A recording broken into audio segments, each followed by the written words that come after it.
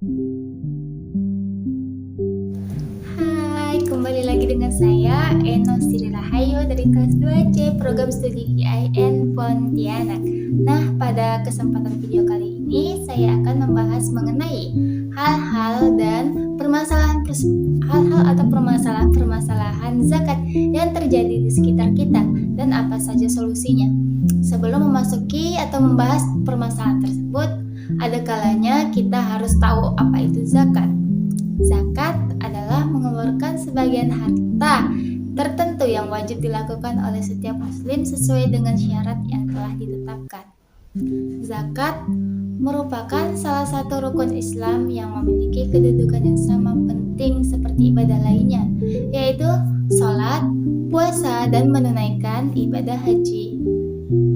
Perlu diketahui juga bahwa zakat dan sholat telah ditetapkan di dalam Quran Surah Al-Baqarah ayat 43 yang artinya, dirikanlah zakat, tunaikanlah sholat, dan rukulah bersama orang-orang yang ruku. Zakat juga merupakan salah satu sumber pendapatan yang berdasarkan adil dan beradab. Adil karena penyaluran atau pendistribusian harta melalui zakat itu porsinya tuh sesuai dengan kekayaan yang dimiliki oleh muzaki.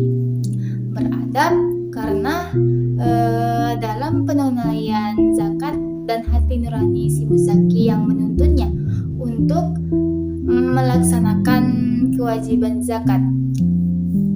Maka dari itu dalam konteks yang ada di masyarakat saat ini, zakat memiliki potensi yang besar karena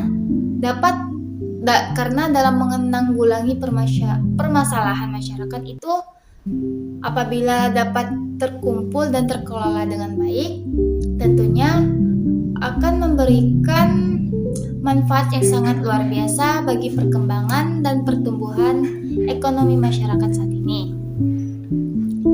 Tetapi sesuai dengan realita yang terjadi saat ini, sampai saat ini zakat masih menjadi hal yang sangat tabu di tengah masyarakat karena pengetahuan masyarakat saat ini masih minim dan menjadi masalah yang paling utama. Sebagian besar dari mereka hanya mengetahui zakat fitrah yang ditunaikan pada saat Idul Fitri saja. Hal ini berimplikasi perlunya sosialisasi mengenai zakat guna meningkatkan kesadaran masyarakat tentang akan membayar zakat.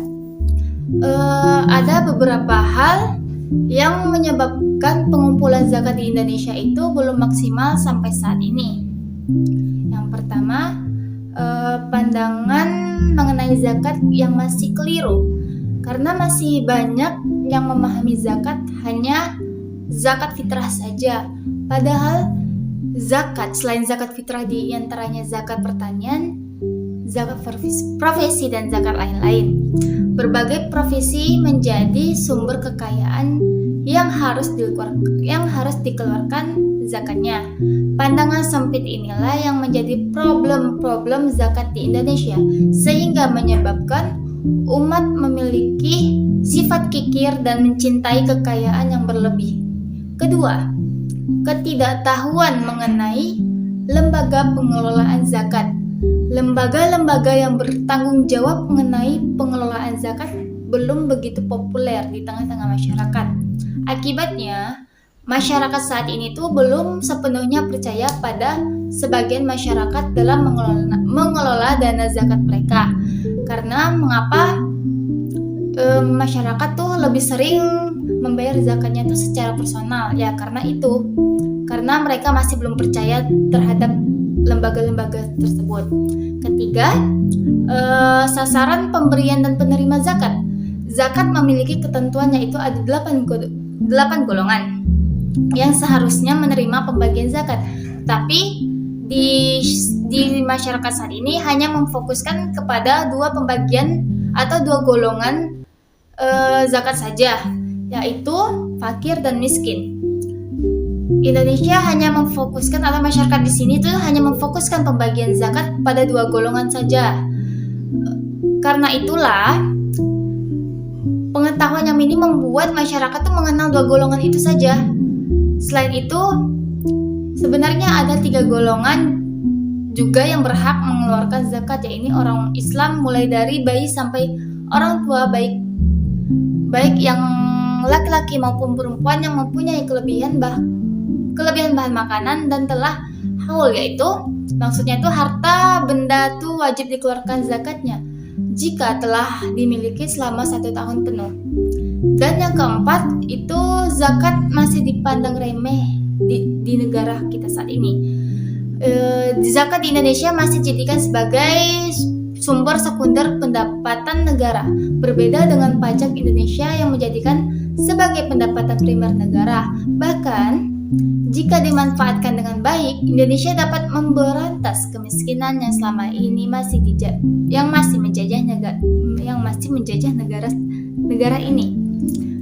Pengangguran yang selama ini merajalela di Indonesia dapat diperangi. Bahkan pendapatan zakat bisa menyamai atau melebihi pendapatan pajak negara. Selain itu, kebijakan tentang zakat dinilai kurang tegas karena hanya mengatur tentang sistematika pengelolaan zakat, fungsi lembaga pengelolaan zakat, dan lain-lain sebagainya. Dengan kata lain, undang-undang yang mengatur tentang zakat hanya digunakan sebagai payung hukum yang menaungi dan memperkuat tentang keberadaan zakat di Indonesia. Berbeda halnya dengan kebijakan membayar pajak. Bagi masyarakat yang tidak taat pada pajak, maka akan terkena denda dan hukuman penjara.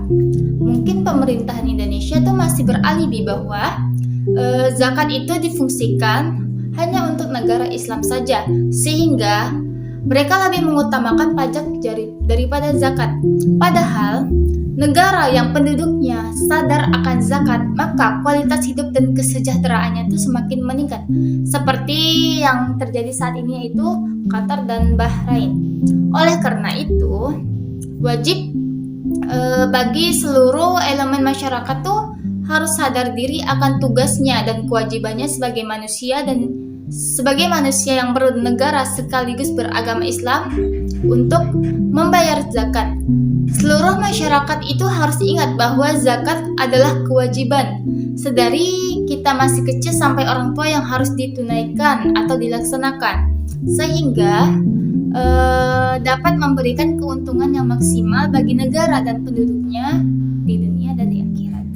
Nah, mungkin pada kesempatan kali ini hanya itu saja yang dapat saya sampaikan. Mohon maaf jika di video ini masih banyak kekurangan yang saya sampaikan. Untuk itu, saya mohon maaf apabila dalam penyampaian video tadi masih banyak kekurangannya. Saya Ensi Rahayu pamit undur diri. See you, bye-bye.